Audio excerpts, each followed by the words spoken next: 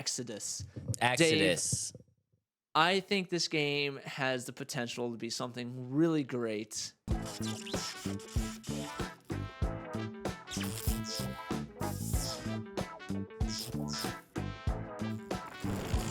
Do you disagree or agree? It sounds like a disagree. So I think it does, but I think we have to set up the game a little bit and because I think we need to explain why it has the potential. And I'm also curious to see if we're on the same page of why it possibly has the potential to be something great. Mm-hmm. Well, Why do you think it's going to be something great? I just think the story behind it, the fact that it's going to have a Mass Effect feel, which is a very successful game. You know what I mean? Like, I think that's kind of why it looks cool to me. And it's going to have time dilation and choices and things like that. So your choices will affect things like that. And we talk about how we love that type of thing in games. And it's in outer space, and I like outer space things, and that's why I'm super excited about it. And just like the cinematics of it were really cool. But yeah, I mean, I do think that it has the ability to be something great, and I think it has a lot to do with the time dilation, like what you talked about. Mm-hmm. And for people that don't really know kind of what we're talking about, the basic premise of this, from what I've gathered, from what I've seen from the developers, is that I think we kind of need to explain time dilation. So, Yeah. okay. So, time dilation basically is like the idea that you can never go. I'm going to butcher this. That you can never go faster than the speed of light, right? Right. And when you get to a certain point, something for you might feel like it was only like it was instantaneous. But Mm-hmm. in the grand scheme of things, that amount of time that you spent could have taken the course of like 10 years, right? Mm-hmm. Mm-hmm. In the real world. So I think we talk about this a lot. It's like we love games where you are able to make a decision that really affects the storyline. Mm-hmm. This is there is no greater what am I trying to say here? Like there is no greater um Decision? I think that's right. Like, effect. yeah, then Like time. yeah, like your decisions are not only affecting like the present, you're Mm-hmm. affecting like way into the future. You know, Yeah. like way into the future. The decisions that you make could literally be affecting like an entire civilization, like Yeah. hundreds of years later. And I think that's really cool, and I think that's why this could be something really, really great. I also think with it, it's like, so that your choice to go, and you're going because you're an important person. Like, you're going to affect change in some way wherever you go next. And I think Yeah, that's really cool too. And based off of what what it says, it's like, when you go back to your land, it's going to be changed by that 10 years, that 20 years, and things are going to be insanely different. And the one thing I'm concerned about this game is that's super ambitious, because I don't know how they're going to, like, so you go travel there and you come back and everything's changed. That means, like, is that two different worlds? You know what I mean? Like, how is that going to be in one game? That's where I'm kind of like, ooh, this could be tough, but also be really cool. I think it's actually less ambitious than What I'm maybe thinking. than maybe what you're thinking. I think so. First things first. Do you think this is going to be an open world game, or do you think this is going to be a very linear story based game? I think it's going to have elements of open world, but more so linear. I agree. I do think that in order to do this right, they're going to have to make it a very linear story based game.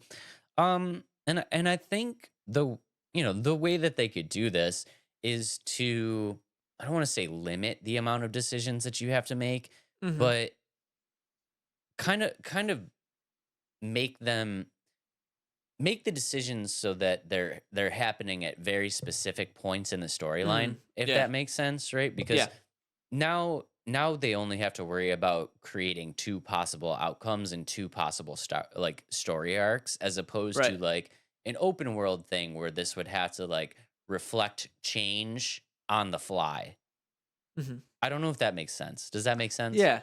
Yeah, I think that does make sense. Like, so really, like, and I think it's gonna be a thing that affects not the hugest of things of the game too. It's just like certain elements are changed, Yeah. I guess, and maybe probably the ending will be different. I don't know. Yeah. Yeah, because if you look at it in the sense of like an open world, right? Like say, and I'm gonna use a very stupid example, but I Mhm, mean I think it's gonna help. But like, let's say you are in an open world aspect and you make a mhm, decision, and that decision results in all the grass in the area turning blue, right? mhm. Dumb. That's it. I know it's a dumb example, Yeah, yeah, but yeah, okay. But they have to be able to program that so that now all of the grass in the world turns blue whenever you control it turning blue, as yeah. opposed From your decision making. as opposed to that, like in a linear story base, they control it. You know what I mean? You make the Right. decision. Do you want the grass to be blue or green? And you have to do it right now because Yeah. this is when we programmed the game to make that change. Gotcha. Yeah, so I think they will be able to kind of pull it off as long as they maintain control of the storyline, which everything that I'm seeing from the developers, it feels like they are very much going to be in control of when we make these Hmm. decisions. Right. Yeah. Okay. Well, and we haven't pulled up the trailer, so let me pull up the trailer real quick so you can kind of see what we're talking about. And it's uh Matthew McConaughey is a voice actor in this game, and we're gonna get into that a little bit. But here is the trailer. Yeah, here it is. So, guys, if you guys are just listening on the Spotify, what we're looking at right now, very, very, very, very cool cinematics of this like space Hmm. setting. I mean, that's what we're kind of getting right now. Is Yep. it almost looks like they're on Mars with a space rover. And I don't know if that's the main character, but we just saw this girl like fall into this pit. I mean, visually, it looks stunning. Hmm. Right, and it's a cinematic, which they should be. Character design looks really cool, and then so this is the Celestials that they'll fight, and that's where that Mass Effect kind of feel comes from.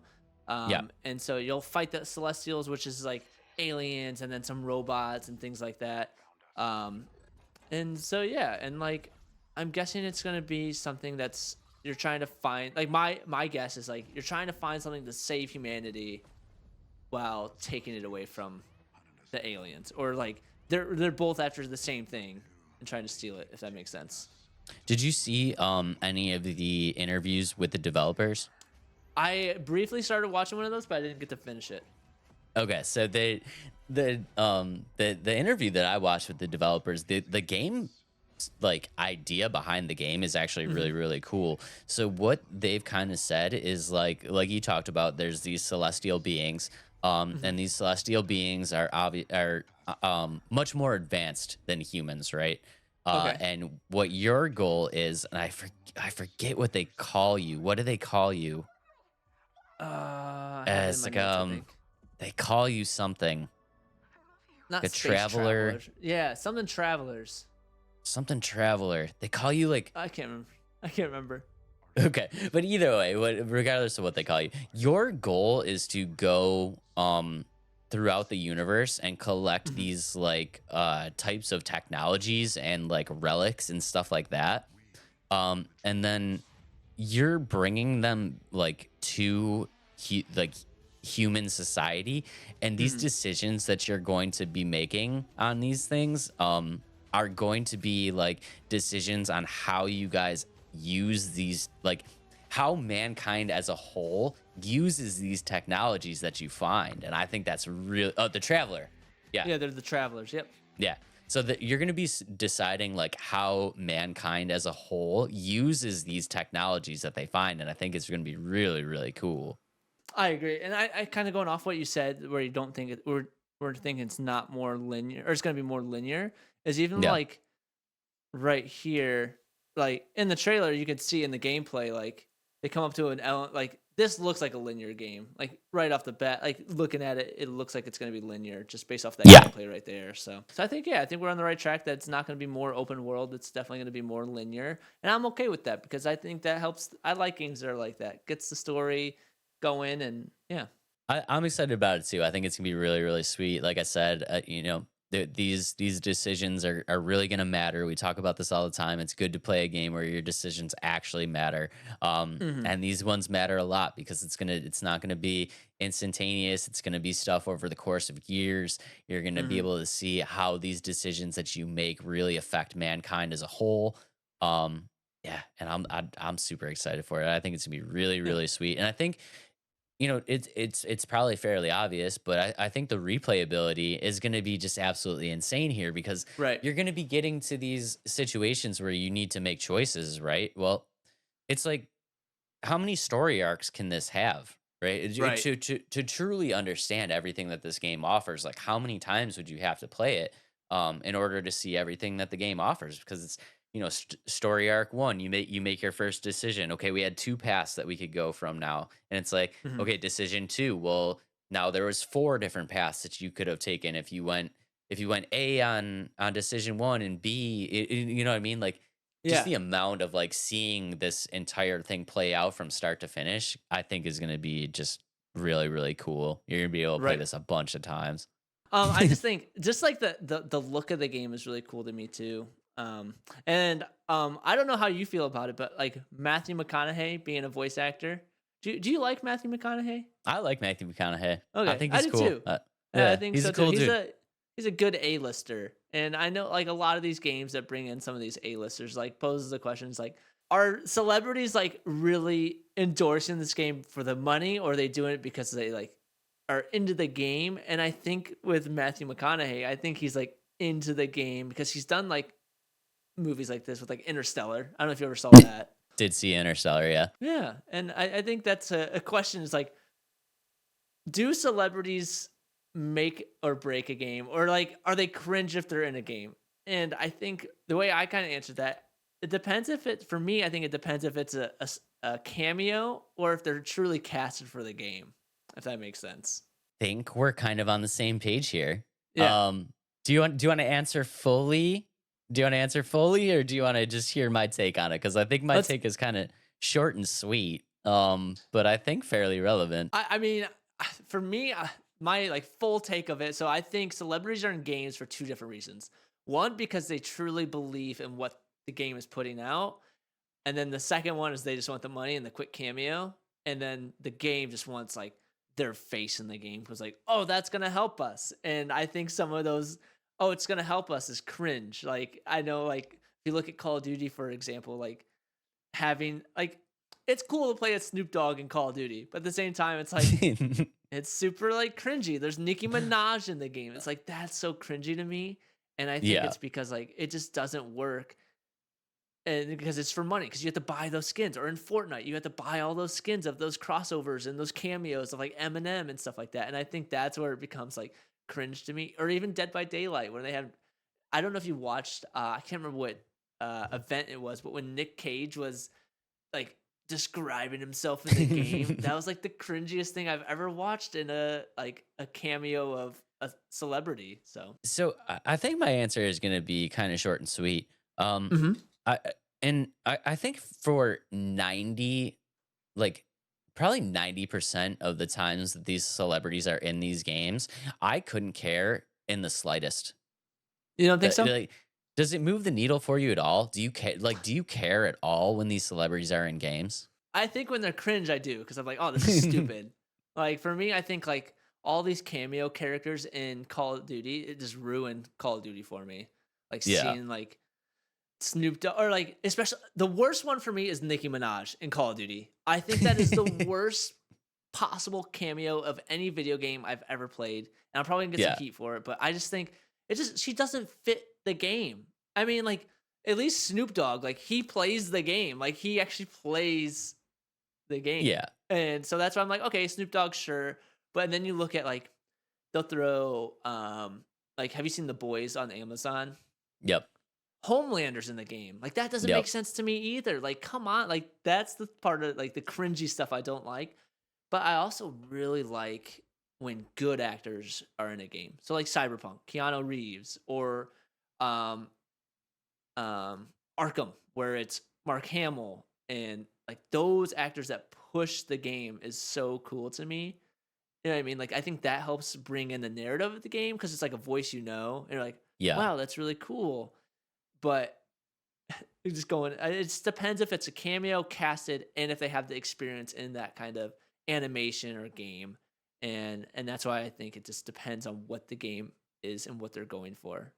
Yeah, and I'm super glad that you brought up Mark Hamill in Arkham, Yeah. because I think this is exactly where I wanted to go with this. Mhm. For me, I don't I don't care if famous people are in the games.